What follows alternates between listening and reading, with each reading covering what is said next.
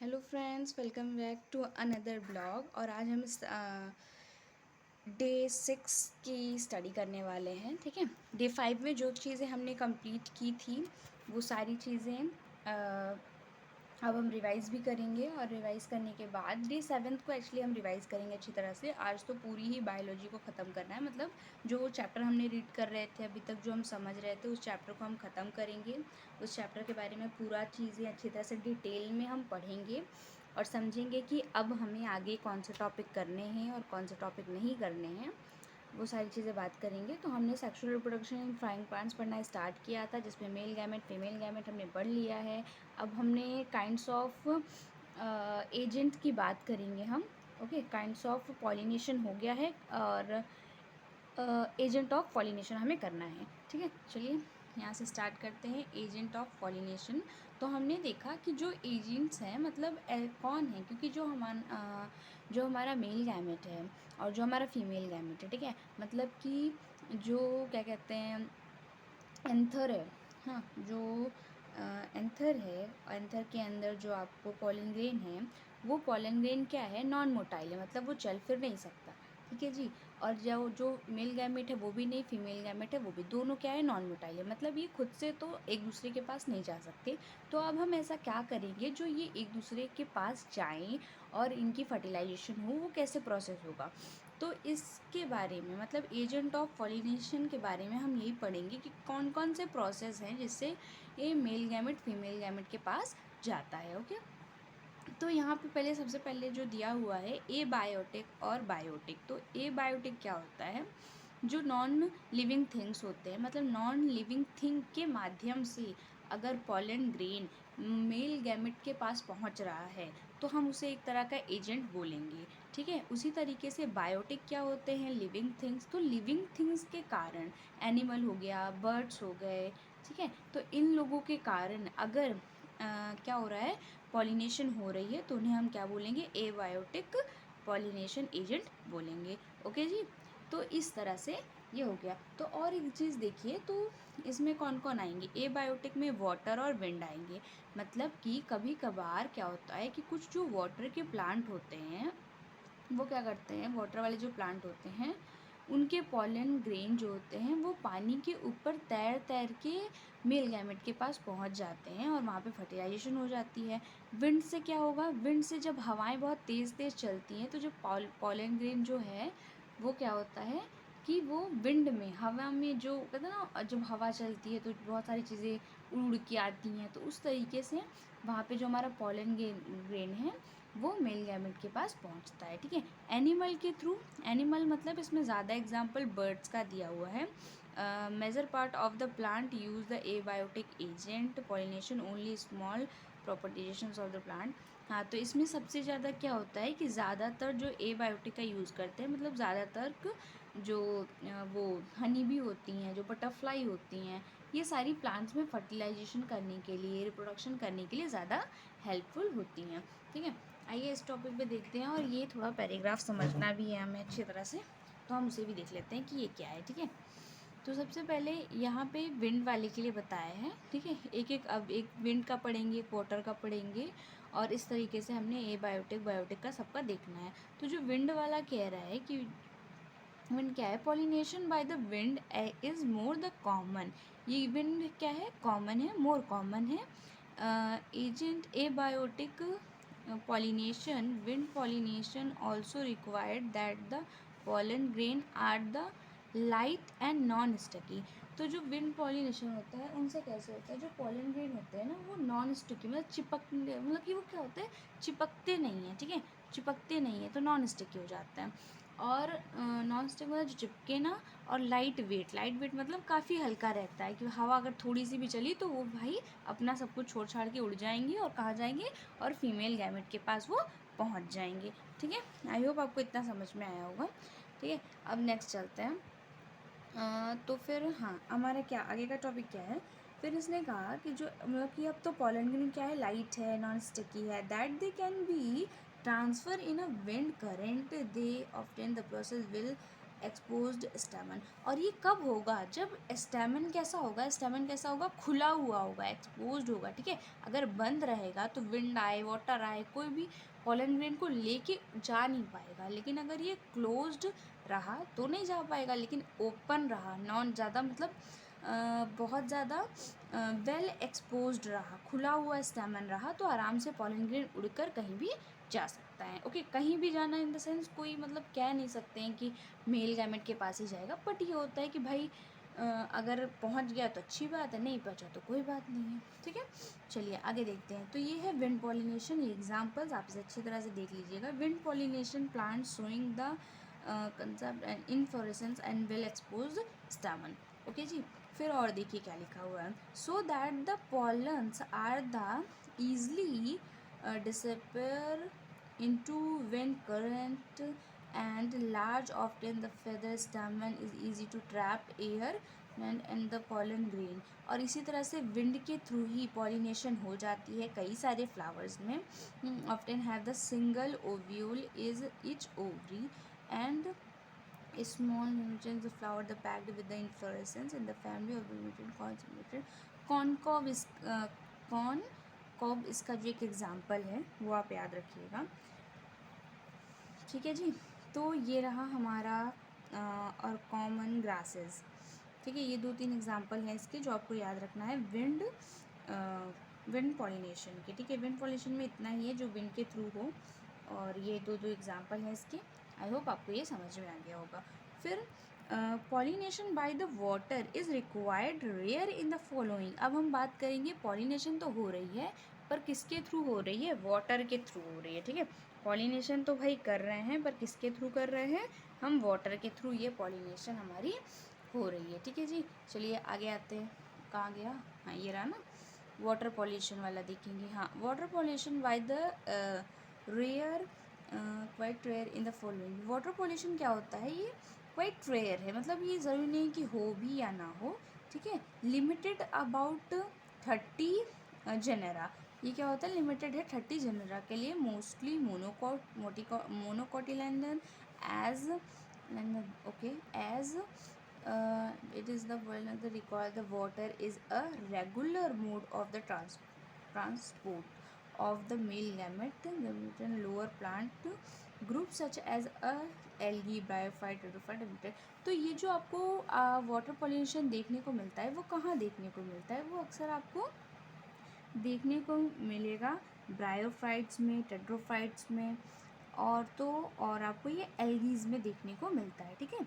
तो ये जो मतलब ग्रुप ऑफ ऑर्गेनिजम्स हैं ये वाटर पॉलिनेशन करना ज़्यादा पसंद करते हैं, क्योंकि एक्चुअली ये ज़्यादा कहाँ रहते हैं? वाटर्स में रहा करते हैं। तो जहाँ पे रहेंगे वो वहीं पे क्या करेंगे? अपना मेल गैमेट वहीं पे ढूंढेंगे और वहीं पे फर्टिलाइजेशन करने की कोशिश करेंगे। ओके जी, चलिए ये हो गया। ओके हाँ, तो आपका ये कंप्लीट हुआ। Believed to the converting form bryophyte and the terophyte that the starvation is limited because the need of water। देखिए इसमें क्या कहा गया है कि जो ब्रायोफाइट्स हैं और जो टेड्रोफाइट्स हैं there are the distribution is a limited because of need of water, transfer of the male gamete and fertilisation. ये 2 कैटेगरी ऐसी है जिनको पानी चाहिए ही चाहिए। फर्टिलाइजेशन मॉइस्चरी होते हैं, मतलब इनको ना फर्टिलाइजेशन करने के लिए क्या चाहिए होता है? मतलब कह सकते हैं कि इन्हें ना पानी की ज़रूरत होती है, ठीक है। ये बिना पानी के, बिना वाटर के फर्टिलाइजेशन नहीं कर सकते हैं। देखो यहाँ लिखा है needs of water to the transfer of male gamete and fertilisation. मतलब ट्रांसफ़र करने के लिए भी, इधर मेल गैमेट जाने के लिए भी और फर्टिलाइजेशन करने के लिए, दोनों के लिए वाटर इनको बहुत बहुत बहुत ज़रूरी है। Some of the example of the water, देखो एक तो ये वेसिलिनेरिया है, एक हाइड्रेलिया है, which grow in the fresh water and some the marine sea grasses, ठीक है, जोस्टेवा। ओके, तो ये क्या है कि ये कुछ एग्जांपल्स हैं जो कि किसके हैं? वाटर पॉलिनेशन के एग्जांपल्स हैं। Okay, not all the required aquatic plant, ये सारे क्या हैं? एक्वेटिक प्लांट्स नहीं हैं use the water for pollination, but सारे ही एक्वेटिक प्लांट को पॉलिनेशन करने के लिए वाटर की ज़रूरत नहीं पड़ती। कई सारे ऐसे भी प्लांट्स हम आगे पढ़ेंगे जो कि वाटर में रहते हैं, पर अपना जो मतलब इनको जो रिसोर्स चाहिए होता है वो वाटर पॉल्यूशन नहीं होता है, वाटर पॉलिनेशन नहीं होता है, ठीक है, नहीं होता है। तो इनको ये तो विंड से ही कर लेते हैं, ठीक है। अभी आप देखोगे जिनका नाम रहेगा तो कुछ हाइड्रा करके ही, बट वो वाटर से नहीं, अपना किससे कर रहे होते हैं, ये अपना विंड से कर रहे होते हैं फर्टिलाइजेशन। ओके जी, चलिए आगे बढ़ते हैं। ये हो गया द 11। हाँ देखिए यहाँ पे क्या है, एक प्लांट है, हाँ आ गया देखिए। तो use water for pollination, aquatic plant use water in the majority of the aquatic plant such as the water hyacinth and water lily, the flowering in the lubricant of the water and the pollinated by the insect with the wind। देखिए ये जो दो example यहाँ पे दिए हुए हैं, ये एग्जाम्पल किससे हो रहे हैं, ये इंसेक्ट्स के थ्रू हो रहे हैं या तो विंड के थ्रू हो रहे हैं। एनसीईआरटी की डायरेक्ट लाइन है कि आ जाएगा ये दोनों एग्जाम्पल किसके हैं, तो आपको यहाँ पे विंड लगाना है ना कि वाटर। ओके जी। Most of the land plant, और ये कई सारे लैंड प्लांट्स भी हैं। चलिए तो ये मतलब आपका वाटर का था, और वाटर के बारे में हम और भी पढ़ेंगे, ठीक है। तो चलिए फिर आगे देखते हैं क्या है। तो आगे जो हमें बताया जा रहा है कि कई सारे ऐसे प्लांट्स होते हैं जो कि सरफेस मतलब जो जिसकी जो स्टेम है वो सरफेस पे आ जाती है, मतलब रहते तो वो पानी में ही है, फिर पानी के ऊपर आ जाते हैं, और ऊपर जब आ जाते हैं तो जो पानी का जो सरफेस है, जो उस पर पॉलन ग्रेन होते हैं, मतलब जो उस पर गिरे हुए पॉलन ग्रेन्स होते हैं पानी के सरफेस से, वहाँ से जैसे कि कुछ ऐसे फ्लावर देखो यहाँ पे है इसका, लेकिन इसका स्टेमन कहाँ गया, ऊपर आ गया, और अब ये क्या कर लेगा, अब ये पानी के सरफेस पे आ गया, यहाँ पे जो भी पॉलन ग्रेन होगा उसके साथ ये फर्टिलाइजेशन कर लेगा। तो कुछ ऐसे भी प्लांट्स हमें देखने को मिलते हैं, ठीक है।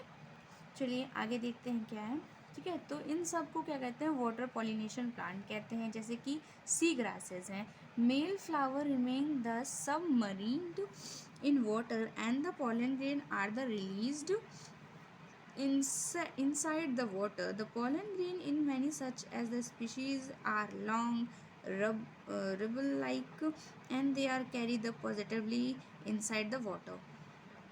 Some of them reach in the stigma and achieve the pollination. Is the most of the water pollination species pollen grain are protected from the beating by the ocean.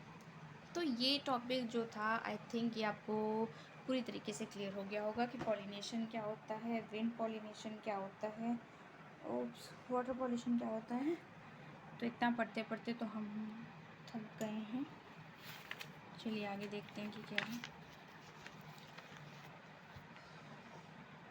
तो ये अब पेज हम कल पढ़ेंगे, ठीक है। और अभी हम पढ़ेंगे केमिस्ट्री का, या फिर बायोलॉजी रीज़न कर लें कि केमिस्ट्री पढ़ें, I don't know, but I think कि हमें केमिस्ट्री पढ़ना चाहिए। ओके तो हमने ये पेज कर लिया है, अब हम केमिस्ट्री करेंगे, लेकिन इससे पहले मैं चाहती हूँ कि इसके कुछ पेज हम कंप्लीट कर दें, ताकि हम मतलब हमें मोटा मोटा आइडिया रहे कि एटलीस्ट यहाँ होने क्या वाला है इन दो पेज में, तो वो आप देख लो, ठीक है। तो सबसे पहले यहाँ पे वही बताया गया कि जैसे कि देखो जो मैंने बोला था स्टेमन ऊपर आ जाता है और पानी के ऊपर के सरफेस से फर्टिलाइजेशन कर लेता है, ये तो वो वाला हो गया, ठीक है। फिर क्या होता है कुछ ना, और कुछ इंसेक्ट के थ्रू होता है, मतलब जो कलरफुल जो क्या होते हैं, जो फ्लावर कलरफुल क्यों होते हैं, फ्लावर लार्ज क्यों होते हैं, ताकि इंसेक्ट आए उन पे बैठे नेस्टर पीने के लिए, और फिर जब वो शहद चूसने के लिए आएगी ना, तो वहाँ पे क्या होता है कि पॉलन ग्रेन उस पर चिपक जाता है, और जब पॉलन ग्रेन चिपक जाएगा उस पर, तो जब वो दूसरे फ्लावर के पास जाएगी ना नेस्टर लेने और पीने, तो वहाँ पे क्या होगा कि वो पॉलन ग्रेन वहीं पे झाड़ देगी, मतलब वहीं पे गिरा देगी, और फिर वहाँ से ये हो जाएगा कि फर्टिलाइजेशन हो जाएगी। इसी तरीके से इंसेक्ट भी क्या आता है, यूज़ में आ जाता है, क्या करने के लिए, पॉलिनेशन करने के लिए। आई होप आपको ये समझ में आया होगा। नेक्स्ट अब क्या है, और ब्रीडिंग, ठीक है। एक हमें पढ़ना है आउट ब्रीडिंग डिवाइसेस क्या होते हैं, ये पढ़ना है। और उससे पहले तो ये छोटी छोटी चीज़ें हैं, पर हम देखेंगे इनको साइज मतलब थोड़ा थोड़ा करके इसको भी देखेंगे। और ये टॉपिक हम कल करें क्या? ओके, तो ये टॉपिक हम कल करेंगे, आज के लिए इतना टॉपिक बहुत है। और ठीक है, फिर केमिस्ट्री स्टार्ट करते हैं। केमिस्ट्री शुरू करने से पहले मैं आपको एक बार ये दिखा दूँ, test NEET ranker test series है ये, तो ये 2024 वाली ही है, ठीक है। और क्योंकि सेम थी इसलिए मैंने परचेज़ नहीं की। तो इसमें आप मुझे कमेंट करके बताइएगा, क्या आप भी इस तरह से आप पेपर को सॉल्व कर रहे हो, और कर रहे हो तो कितना कर रहे हैं, तो कितना टाइम लग रहा है आपको सॉल्व करने में, और अगर हो पा रहा है तो मतलब कितना आपने किया है, किस तरीके से कंप्लीट किया है, आप वो सारी चीज़ें मुझे बताना। तो ये देखो, ये मेरा फ़िज़िक्स वाला है, तो इसको मतलब थोड़ा बहुत सॉल्व करने की मैंने कोशिश की है, बट मुझे ऐसा लग रहा है कि क्वेश्चन काफ़ी ज़्यादा टफ़ है, या फिर हमने पढ़ा नहीं है, पता नहीं क्या हुआ है, पर क्वेश्चन बहुत बहुत ज़्यादा टफ़ है, ठीक है।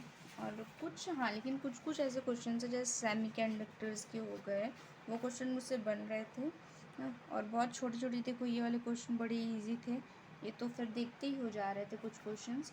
हाँ, ये मैचिंग वाले क्वेश्चंस मुझे थोड़े डिफ़िकल्ट लगे, और मैं नहीं समझ पा रही थी कि क्या था, कैसे था, ठीक है। तो ये मेरे इस तरह से मैं कुछ बता दूँ। हाँ, फिर देखो, केमिस्ट्री मुझे थोड़ी ज़्यादा, कंपैरिजन में केमिस्ट्री मुझे थोड़ा ज़्यादा इजी लगा, हाँ, और मुझे फ़िज़िक्स बहुत टफ लगती है, ठीक है। तो ये जो मैंने सेकंड दिया था मॉक टेस्ट, वो दिखा रही हूँ मैं आपको। केमिस्ट्री फिर भी ठीक ही है, आई डोंट नो क्या है, देख लो, ये केमिस्ट्री की है, ठीक है। ये वाला तो बहुत इजी था, हाँ, ये वाला भी बहुत इजी था। ये बहुत लंबे क्वेश्चंस जो होते हैं मुझे लगता है काफ़ी इजी होते हैं, घुमा फिरा के पीछा रहता है, बट होता मिलता जुलता ही रहता है। तो बट कुछ मैचिंग वाले थे, और कुछ ये सिंपल सिंपल थे जो मुझे थोड़े नहीं समझ में आ रहे थे केमिस्ट्री में। तो मतलब मुझे लगता है मेरी इनऑर्गेनिक अच्छी नहीं है, इनऑर्गेनिक या फिज़िकल भी अच्छी नहीं है, ठीक है। तो ये केमिस्ट्री का था, और आप सब ने बोला था ये पेपर दिखाने के लिए, तो मैं शो कर रही हूँ। और ये जो बॉटनी का है मेरे पास सेक्शन है, आ गया, कहाँ गया, हाँ, तो बॉटनी मुझे थोड़ी सी इजी लगी कंपैरिजन टू, बट जियोलॉजी ज़्यादा कंफर्टेबल थी मेरे लिए, मतलब बहुत जल्दी से हो गया था मेरा, और मुझे उसमें ज़्यादा मार्क्स भी अचीव हुए थे, और मतलब वही सारी चीज़ें थी जो मैंने पढ़ी हुई थी, कुछ एक्स्ट्रा और कुछ अलग से नहीं आया था। तो ये कुछ OMR मैंने भर के देखे थे, तो मुझे इतने ही मुझे समझ में आ रहे थे, जो नहीं आ रहे थे, या फिर मुझे ना जो एकदम क्लियर था मैंने सिर्फ उनका ही भरा था, और मैं लास्ट में वाला तो बिल्कुल भी नहीं, अटैम्प्ट ही नहीं कर पाई थी, तो इसलिए मैंने इसको छोड़ ही दिया था। हाँ, लेकिन बाद में जब मैंने किया था जियोलॉजी से, तो मैंने उससे थोड़े बहुत मतलब काफ़ी ठीक ठाक गए थे मेरे पेपर। तो देख लो, यही है जो अभी आ जा रहा है। और आप बताओ कि आपने जो अभी मतलब अगर टेस्ट पेपर दिए होंगे तो उसमें आपके कितने मार्क्स आ रहे हैं, और पढ़ते रहिए। नेक्स्ट स्टडी ब्लॉक में फिर आगे की स्टडी कंप्लीट करेंगे। ओके, आज के लिए इतना ही।